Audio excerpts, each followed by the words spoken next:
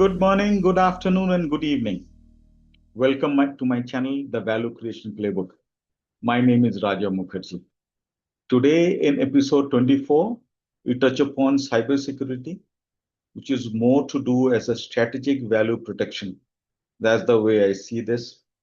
Let's dive right into whatever we are going to discuss today. We'll touch upon some key concepts, and I'll also try and tell you why I consider this to be a very strategic value protection lever.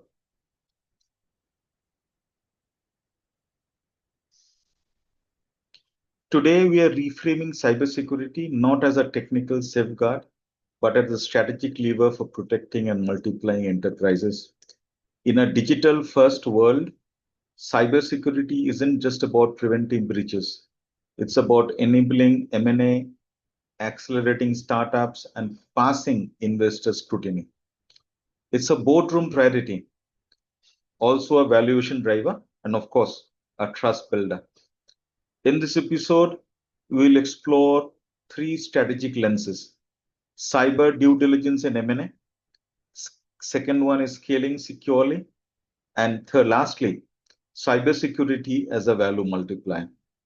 Let's unpack how security has evolved from being a reactive defense to a more value protection. That's the reason why I named the episode as a cybersecurity as a value enhancer, value driver. Let's start with why cybersecurity matters more than ever in deal-making process. If I look at the IBM's 2024 report, it puts the average cost of a breach at $4.4 million, and that's before reputational damage or regulatory fines. In M&A, a single undisclosed vulnerability can derail a deal, trigger price negotiation, or lead a post-close chaos, which nobody wants, especially during the 100-day stabilization phase.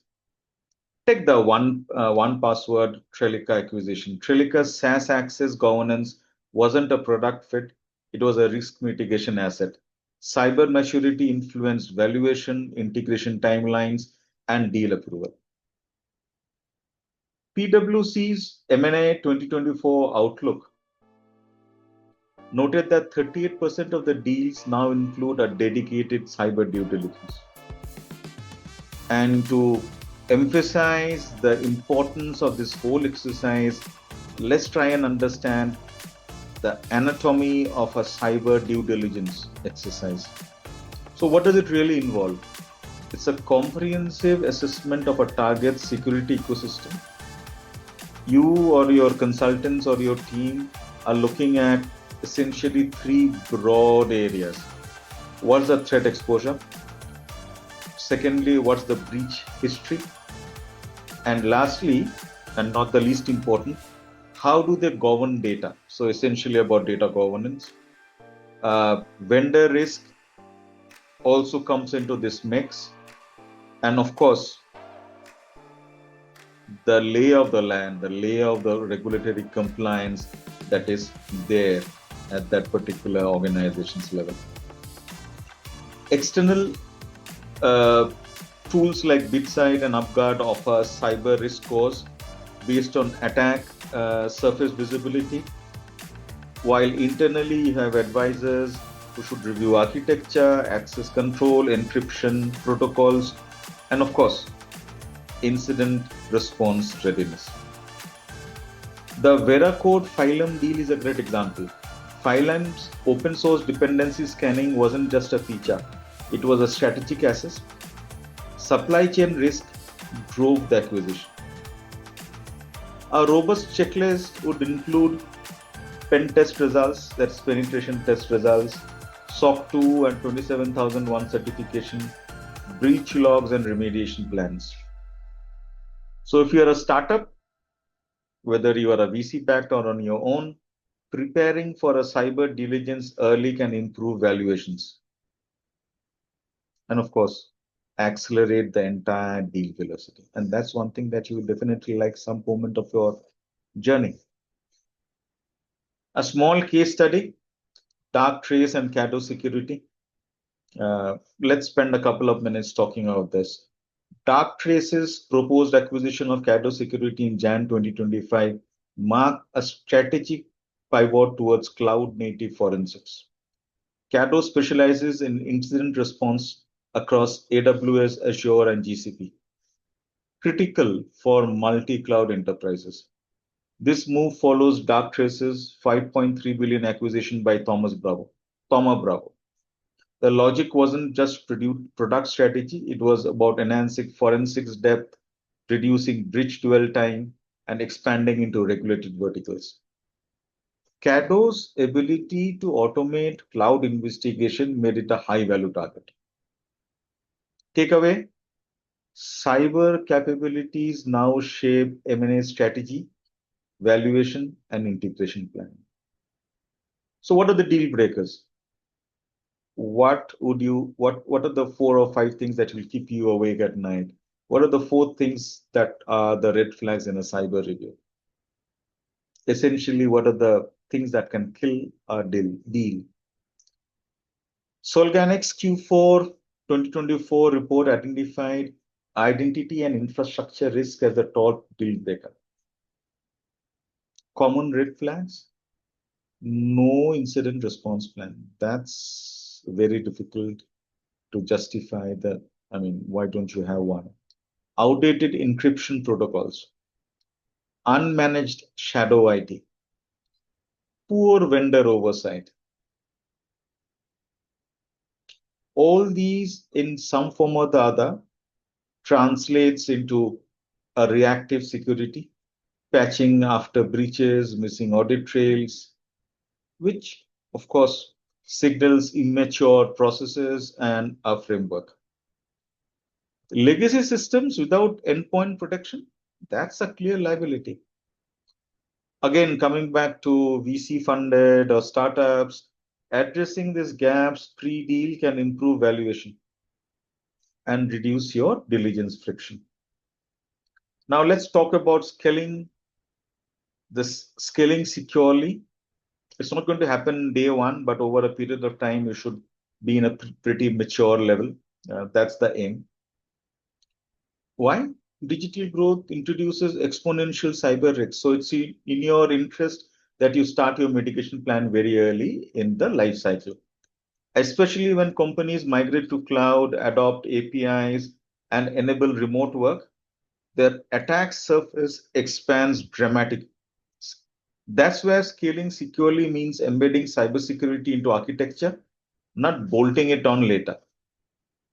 WatchGuard's acquisition of Act Zero was aimed at enhancing AI-driven threat detection for MSPs. The message: security must scale with infra.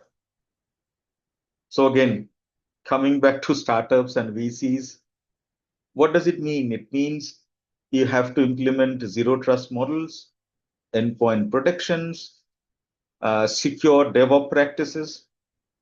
What does it mean if you are an established organization? It means aligning cyber strategy with digital transformation roadmaps. Security should not be seen as a blocker. It should enable all your functions to move forward, all your businesses to move forward exponentially. That's the way you should look at it. So those are the good things, what you should do, but what are the enablers? What are the frameworks that you have at your disposal to support all these cybersecurity design, operational guardrails that you need to put? Essentially, there are 3 that stand out. Of course, there are multiple other structured approaches which operationalize cybersecurity. We'll talk of 3 today. One is CSF, NIST CSF, which is essentially about identify, protect, detect, respond, and recover. Then our old-timer favorite 27001, which talks of governance and controls, and ATT&CK, which maps adversary tactics to defense strategy.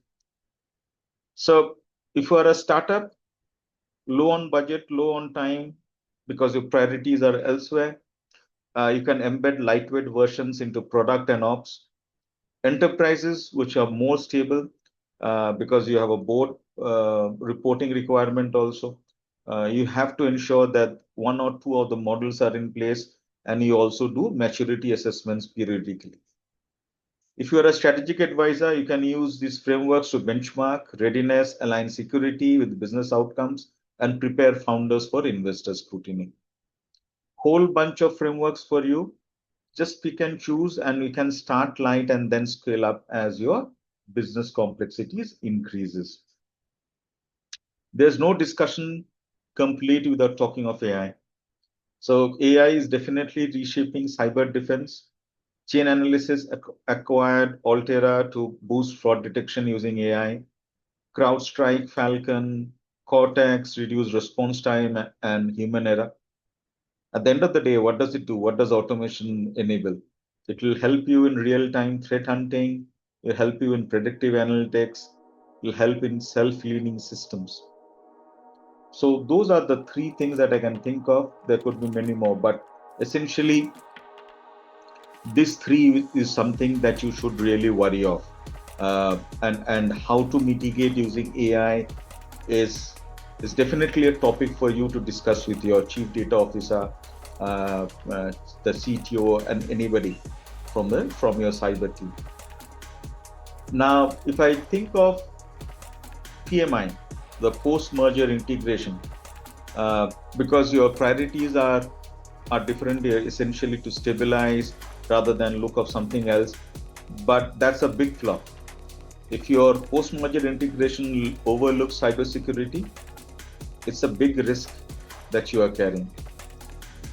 Veracode's integration of Phylum supply chain tools shows how cyber capabilities can be harmonized post-deal. Always remember, you should include security audits. That's the first one. Then you should always have a policy alignment, what you did earlier to what the new state is, kind of gap assessment, what all can you do to fix it quickly. Don't try to do everything together. Bits and pieces overall fit into the jigsaw puzzle pretty well. And of course, unified monitoring. The way I see this, cyber is a value protection exercise, especially in a new setup. Cyber is here to help. It ensures continuity, reduces fragmentation, and protects against post-close breaches. If you are a CISO, it's a chance to standardize controls and build resilience. And of course, see that your business grows without any breaches, which can cause not only financial damage but also a reputational issue. The way I see this, compliance isn't just legal, it's a strategic imperative. Non-compliance can delay deals or trigger penalties. Of course, you have tools like OneTrust and TrustArc to help manage consent and audits. If you are a startup, early stage growth organization, early compliance builds investor trust. And of course, if you are a large enterprise, it protects your brand equity. Always remember, if you are an advisor, you should embed compliance and cybersecurity and deal logic, not treat it as an afterthought. That's going to be a critical differentiator and can be a deal breaker for you. You have talked of framework, the rationale, why you need to do what you need to do. And the reason I say this is because cybersecurity, the way I see this, is a value multiplier. Trust builder, enables partnerships and protects IP. Valuation driver, mature programs command higher multiples. Growth enabler, certifications definitely accelerate enterprise sales. Now, how does a PE or a VC firm see cyber risk? Of course, we have talked of Thoma Bravo's acquisition, which is a strategic bias, not out of an unplanned business move. It was creating a defensive mode because there was definitely an understanding of the importance of cybersecurity in going forward in all the deals that you do. That's why private equity and venture capital firms now embed cybersecurity into their deal thesis. And of course, cyber maturity is now a core value driver. Two broad buckets, the way I've seen this, the investment side and the advisory side. Investors will assess breach history, compliance posture, and what you have, while the strategic advisory roles will try and understand how we are going to use cybersecurity into the go-to-market and the operational playbooks. So all these will come together to give the P or the VC firm the enough level of comfort for all their portcos and all the investments that they're going to do forward. That's what cybersecurity matters. And cybersecurity is now a part of the term sheet. So it's all there for us to stay for long. Now, as I've been telling in my previous episodes also, if you can't monitor or measure, how will you improve?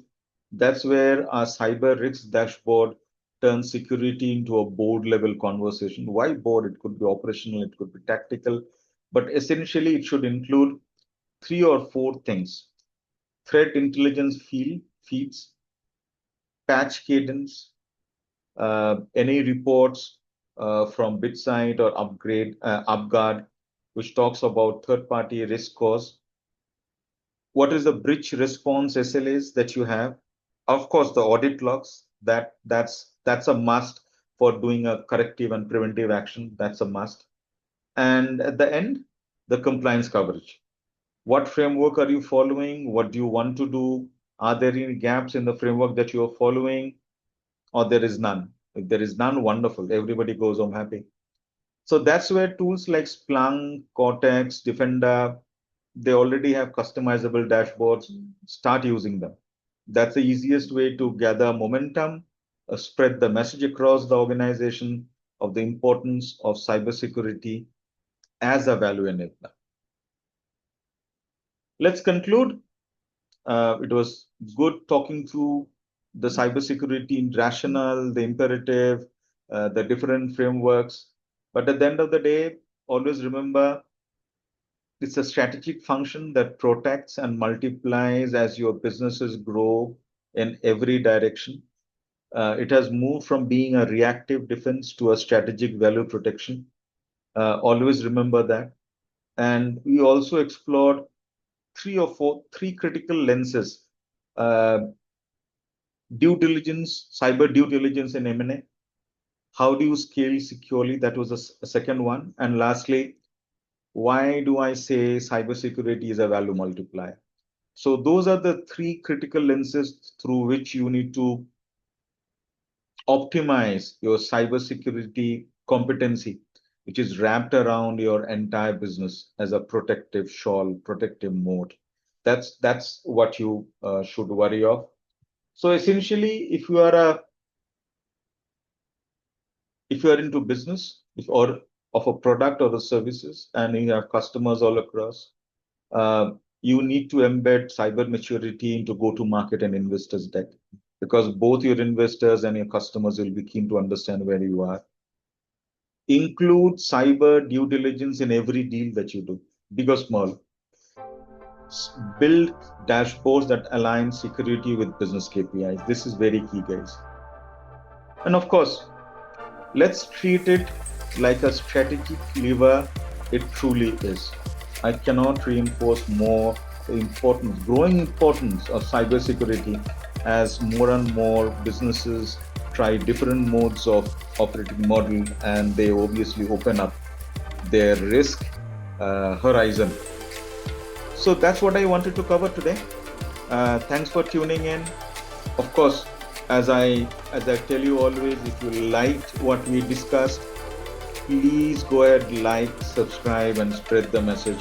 Spread the message of this business insights that I come up with once every week. The idea is to pass on the message of my experience to all the business folks, all the folks managing a startup, all the folks who are running a transformation journey, to learn from each other's experience. Happy to hear back from you of your experiences of the good things and not so good things. And as always, till next time, take care, stay safe, and we speak soon.